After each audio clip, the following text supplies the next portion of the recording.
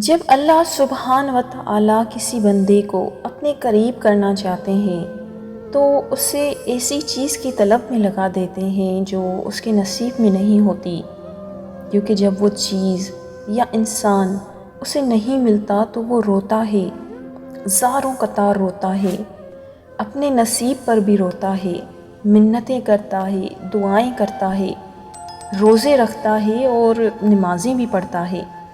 جب ساری کوشش کر کے ہار چکا ہوتا ہے تو اسی وقت اسے اللہ کا قرب حاصل ہو جاتا ہے۔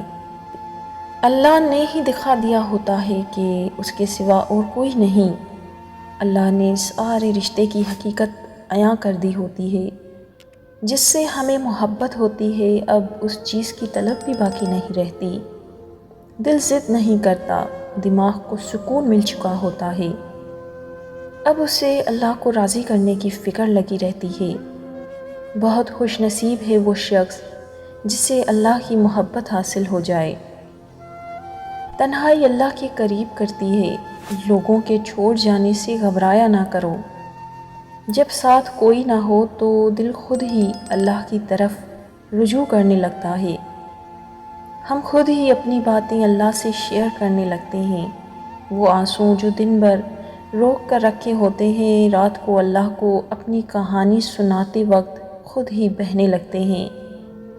اس لیے خود کو تنہا محسوس مت کیا کرو، اللہ ہے نا، وہی تمہاری تنہائی کا سکون ہے۔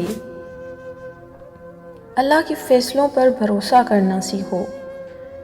کچھ پریشان کر رہا ہے، اداس ہو، فیصلہ نہیں کر پا رہے، تو ایک بار اللہ سے بول کے دیکھو، اسے بتاؤ، اس کے ساتھ مشورہ کرو، اس سے دعا مانگو، پھر دل سے یہ خوف نکال دو کہ کیا ہوگا کیا نہیں، جو بھی ہوگا بہترین ہوگا۔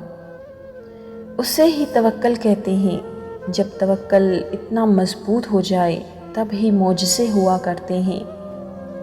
بس تمہیں اپنے معجزے کا انتظار کرنا ہے توکل سے۔ اللہ کو پانے کا سفر آسان ہوتا تو یعقوب کی آنکھوں کی روشنی نہ جاتی، ایمان کمزور پڑ جاتا ہے، کوئی بات نہیں، قدم لڑکھڑا جاتے ہیں، کوئی بات نہیں، دل گھبرا جاتا ہے، کوئی بات نہیں، رونا بھی آتا ہے مگر کوئی بات نہیں، مگر اس سب کے بعد بھی تمہارا بھروسہ نہیں ٹوٹنا چاہیے۔ چلتے چلتے تھک بھی گئے ہو تو قدم رکنے نہیں چاہیے، روتے بھی ہو تو شکوہ نہیں کرنا چاہیے۔ اور یہیں پہ اللہ کو اس کے پیارے بندے ملتے ہیں، وہ جو سفر کرتے رہتے ہیں، وہ جو گر کر بھی بھٹکتے نہیں، اور یہی یقین تمہیں اللہ کا بنا دیتا ہے، کیونکہ اللہ کو تو بس تمہارا یقین دیکھنا ہے۔